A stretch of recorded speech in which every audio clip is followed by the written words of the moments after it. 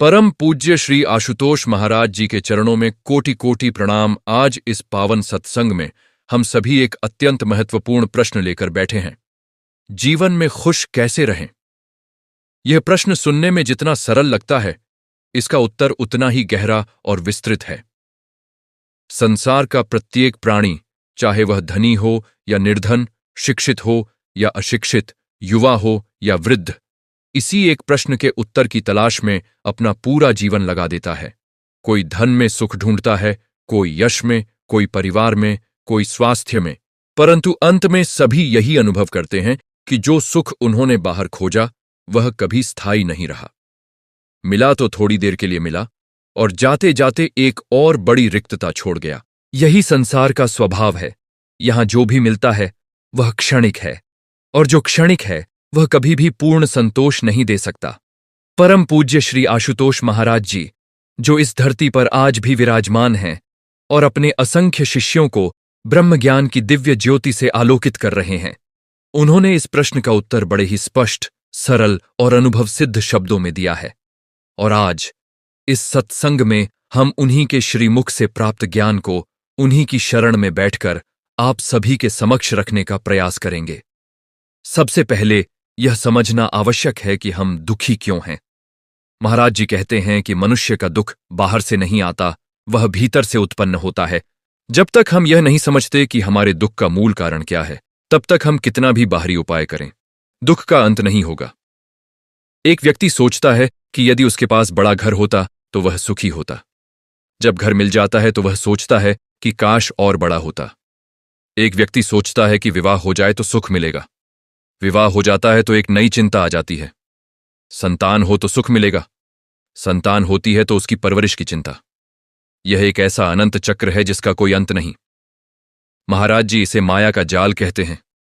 माया अर्थात वह शक्ति जो हमें यह भ्रम देती है कि सुख कहीं बाहर है, अगले मोड़ पर, अगले लक्ष्य में, अगले व्यक्ति में।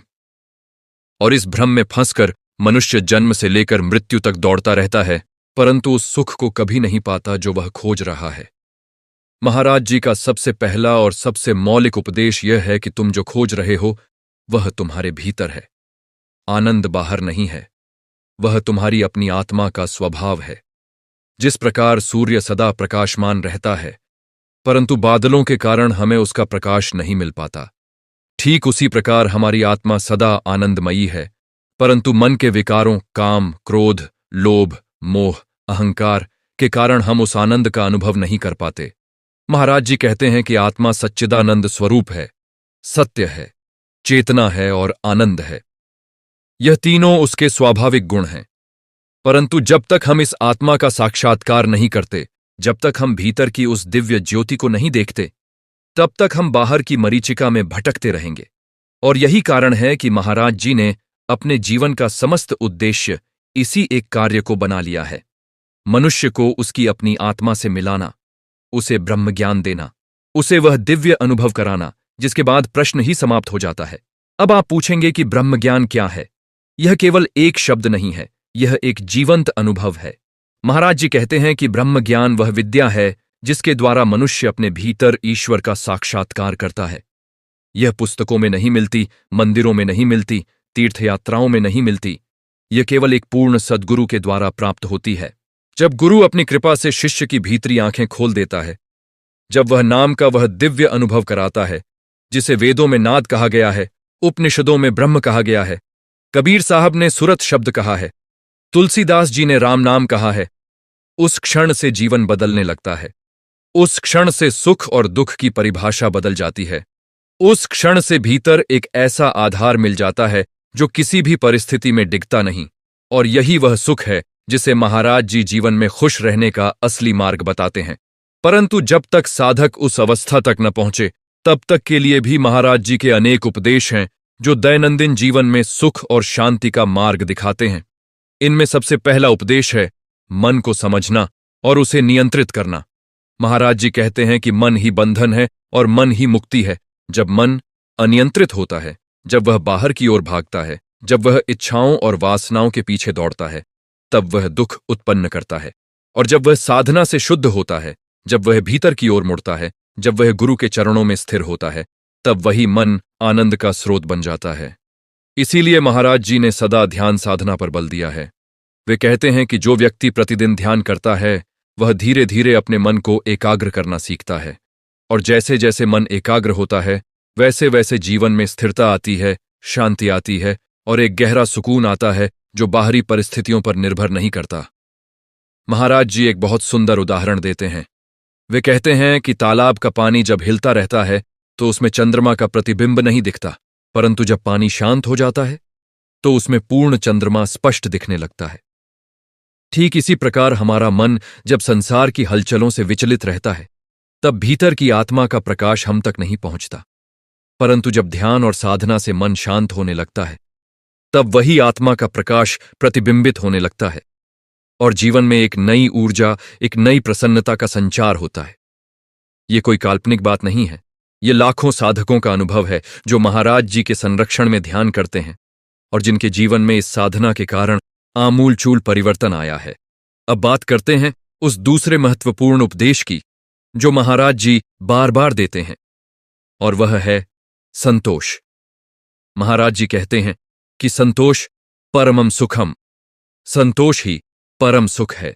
यह वाक्य हमने सुना है, शायद याद भी है, परंतु क्या हम इसे जीते हैं? संतोष का अर्थ आलस्य नहीं है, संतोष का अर्थ प्रयास छोड़ देना नहीं है। संतोष का अर्थ है जो है उसमें कृतज्ञ रहना और जो नहीं है उसके लिए व्यर्थ की पीड़ा न करना। महाराज जी कहते हैं कि ईश्वर ने हम सभी को जो दिया है वह उसकी असीम कृपा का फल है। हमारे पास श्वास है, शरीर है, बुद्धि है, परिवार है, इन्हें देखो और कृतज्ञ रहो। परंतु मनुष्य की आदत यह है कि वह जो नहीं है उसे देखता है और जो है उसे अनदेखा करता है। इसी असंतोष के कारण जीवन में निरंतर एक अभाव का बोध बना रहता है, और जब अभाव का बोध होता है तो सुख कहां से आएगा? महाराज जी इस विषय में कबीर साहब का एक दोहा प्रायः सुनाते हैं। साईं इतना दीजिए जामे कुटुंब समाए, मैं भी भूखा ना रहूं, साधु न भूखा जाए। यह कबीर साहब का संतोष है। न अत्यधिक मांगना, न व्यर्थ में रोना, बस इतना कि जीवन चले, सेवा हो सके और परमात्मा की भक्ति में कोई बाधा न आए। महाराज जी कहते हैं कि यह संतोष तब स्वाभाविक रूप से आता है जब मनुष्य को यह बोध होने लगता है कि वह शरीर नहीं, आत्मा है। जब तक हम शरीर और मन को ही अपना सब कुछ मानते हैं तब तक शरीर और मन की मांगें अनंत रहेंगी, परंतु जब आत्म साक्षात्कार होता है, जब भीतर का आनंद मिलता है, तब बाहर की वस्तुएं उतनी आवश्यक नहीं लगती।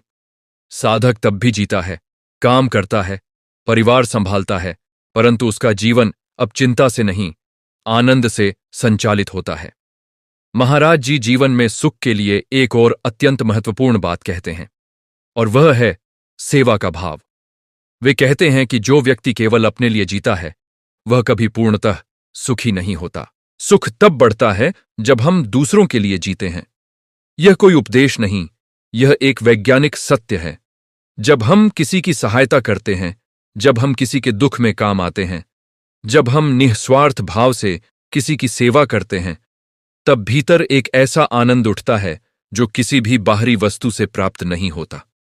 महाराज जी कहते हैं कि दिव्य ज्योति जागृति संस्थान का यही आधार है, सेवा, साधना और सत्संग, और इन तीनों के माध्यम से जीवन में एक संपूर्ण रूपांतरण संभव है। जो साधक नियमित रूप से सेवा करता है, चाहे वह संस्था की सेवा हो, समाज की सेवा हो या किसी जरूरतमंद की सेवा हो, उसके मन में एक अद्भुत प्रसन्नता स्थायी रूप से निवास करने लगती है। हम सभी जानते हैं कि क्रोध कितना बड़ा शत्रु है। महाराज जी क्रोध के विषय में कहते हैं कि यह वह अग्नि है जो पहले स्वयं को जलाती है, फिर दूसरों को। जब हम क्रोध करते हैं तब हमारे भीतर जो हलचल होती है, रक्तचाप बढ़ता है, हृदय तेज धड़कता है, मन अशांत हो जाता है। यह सब क्रोध का शिकार होने वाले व्यक्ति के साथ नहीं, बल्कि क्रोध करने वाले के साथ होता है। महाराज जी कहते हैं कि क्रोध एक पल के असंतोष का परिणाम है, और वह असंतोष तब होता है जब हम चाहते हैं कि संसार हमारी इच्छा के अनुसार चले, परंतु संसार का नियम है कि वह किसी की इच्छा के पूर्णतः अनुसार नहीं चलता। तो क्या हम जीवन भर क्रोध करते रहेंगे?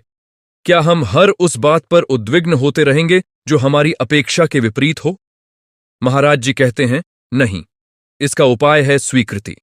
जो बदला जा सके उसे बदलो, परंतु जो बदला नहीं जा सकता उसे स्वीकार करो। और यह स्वीकृति तब सहज होती है जब साधना से मन में वह स्थिरता आ जाती है जो परिस्थितियों से ऊपर उठ जाती है। महाराज जी एक बहुत गहरी बात कहते हैं। वे कहते हैं कि जो व्यक्ति अपने भीतर के प्रभु से जुड़ा है वह बाहर की किसी भी परिस्थिति से टूटता नहीं। जैसे एक वृक्ष जिसकी जड़ें गहरी होती हैं वह आंधी में भी खड़ा रहता है, ठीक उसी प्रकार जिस साधक की आत्मा भीतरी ज्ञान से पोषित होती है वह जीवन के हर तूफान में भी अडिग रहता है। इसका अर्थ यह नहीं कि उसके जीवन में कठिनाइयां नहीं आती। कठिनाइयां तो सबके जीवन में आती हैं, परंतु जिस प्रकार एक कुशल नाविक तूफान में भी अपनी नाव को किनारे तक ले जाता है, उसी प्रकार एक जागृत साधक अपने जीवन के हर संकट को पार कर लेता है, और वह भी मुस्कुराते हुए, विचलित हुए बिना। अब आइए बात करें उस विषय की जो महाराज जी के उपदेशों में बार बार आता है, और वह है अहंकार। महाराज जी कहते हैं कि अहंकार ही समस्त दुखों की जड़ है। जब हम मैं को बड़ा मानने लगते हैं, मेरा घर, मेरा परिवार, मेरी संपत्ति, मेरी प्रतिष्ठा, तब हम इन सबसे इतने बंध जाते हैं कि इनमें से कुछ भी हाथ से निकले तो असहनीय पीड़ा होती है। और यह मैं, यह अहंकार कहां से आता है? यह आता है अज्ञान से। जब हम यह नहीं जानते कि हम वास्तव में कौन हैं, तब हम शरीर और मन को ही अपना स्वरूप मान लेते हैं, और शरीर और मन ये दोनों नाशवान हैं, परिवर्तनशील हैं। जो नाशवान है उससे तादात्म्य बनाएंगे तो दुख अनिवार्य है, परंतु जब ब्रह्म ज्ञान होता है, जब साधक को यह अनुभव होता है कि मैं शरीर नहीं आत्मा हूं, तब वह मैं जो अहंकार का आधार था धीरे धीरे पिघलने लगता है, और उसके पिघलते ही जीवन में एक अद्भुत हल्कापन आता है, एक ऐसी मुक्तता जिसे शब्दों में व्यक्त करना कठिन है, परंतु जिसे अनुभव किया जा सकता है। महाराज जी के सत्संगों में अक्सर यह प्रश्न उठता है कि जब जीवन में इतनी कठिनाइयां हों, रोग हो, आर्थिक संकट हो, परिवार में क्लेश हो, तब मन कैसे शांत रहे? महाराज जी इस प्रश्न का उत्तर बड़े प्रेम से देते हैं। वे कहते हैं कि कठिनाइयां जीवन का हिस्सा हैं, इन्हें दूर नहीं किया जा सकता, परंतु कठिनाइयों के प्रति हमारा दृष्टिकोण बदला जा सकता है, और यह दृष्टिकोण तब बदलता है जब हमें यह समझ में आता है कि हर कठिनाई एक सीख लेकर आती है, हर संकट एक नई शक्ति जगाने के लिए आता है। महाराज जी कहते हैं कि परमात्मा अपने भक्त को कभी ऐसे परीक्षण में नहीं डालता जिसे वह सहन न कर सके। जब ईश्वर पर, गुरु पर विश्वास होता है, तब कठिनाइयां भी प्रसाद बन जाती हैं। साधक सोचता है, यह परिस्थिति मेरे जीवन में कोई कारण लेकर आई है, गुरु की कृपा से मैं इसे पार करूंगा, और यह विश्वास ही उसे सुख देता है, बाहरी परिस्थिति चाहे जैसी भी हो। महाराज जी मीराबाई का उदाहरण देते हैं। मीराबाई के जीवन में कितनी विपत्तियां थीं। ससुराल में उत्पीड़न, विष दिया गया, समाज ने ताने मारे, परंतु मीराबाई कभी टूटी नहीं, क्योंकि उनका आनंद भीतर था, किसी बाहरी परिस्थिति पर निर्भर नहीं था। वे गाती थीं, मेरे तो गिरधर गोपाल, दूसरो न कोई। यह केवल भक्ति का गीत नहीं था, यह एक ऐसी आत्मा की घोषणा थी जिसने अपना आधार भीतर खोज लिया था। महाराज जी कहते हैं कि आज के युग में भी यही संभव है। जब साधक को ब्रह्म ज्ञान मिलता है, जब वह भीतर की उस दिव्य ज्योति को देखता है, उस नाद को सुनता है, तब वह मीराबाई की तरह इस संसार में रहते हुए भी उससे ऊपर उठ जाता है। तब उसका सुख किसी पर निर्भर नहीं रहता।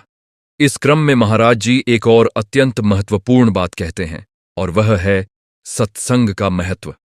वे कहते हैं कि मनुष्य जैसी संगति में रहता है वैसा बन जाता है। यह कोई नई बात नहीं, हम सब यह जानते हैं, परंतु क्या हम इसे जीवन में लागू करते हैं? महाराज जी कहते हैं कि जो व्यक्ति नियमित रूप से सत्संग में आता है, जो साधुओं और संतों की संगति करता है, जो उन लोगों के साथ समय बिताता है जिनका जीवन साधना और सेवा से सुशोभित है, उसका अपना जीवन भी धीरे धीरे उस सांचे में ढलने लगता है। जैसे लोहा अग्नि के संपर्क में आने से स्वयं गर्म हो जाता है, ठीक उसी प्रकार सत्संग की ऊर्जा में बैठने से साधक का मन भी उस ऊर्जा से आपूरित होने लगता है। और जब मन में वह ऊर्जा होती है, वह उत्साह होता है, वह प्रेरणा होती है, तब जीवन में एक नई प्रसन्नता स्वतः आती है। आज के युग में एक बहुत बड़ी समस्या है, और वह है एकाकीपन। लोग भीड़ में रहकर भी अकेले हैं, सोशल मीडिया पर सैकड़ों मित्र हैं, परंतु मन की बात कहने के लिए कोई नहीं। परिवार में सब हैं, परंतु गहराई में कोई नहीं मिलता। महाराज जी कहते हैं कि इस एकाकीपन का एकमात्र समाधान है परमात्मा से संबंध जोड़ना। जब भीतर वह दिव्य उपस्थिति का अनुभव होता है, जब ध्यान में गुरु की ज्योति दिखती है, जब भीतर वह अनाहत नाद सुनाई देता है, तब साधक कभी अकेला नहीं होता। वह जानता है कि उसके भीतर एक शाश्वत साथी है, और वह साथी न कभी साथ छोड़ता है, न कभी धोखा देता है, न कभी थकता है। यही वह प्रेम है जिसकी तलाश में मनुष्य संसार में भटकता है, और यह प्रेम केवल भीतर मिलता है, बाहर नहीं। बोलो श्री आशुतोष महाराज जी की जय, सच्चे दरबार की जय।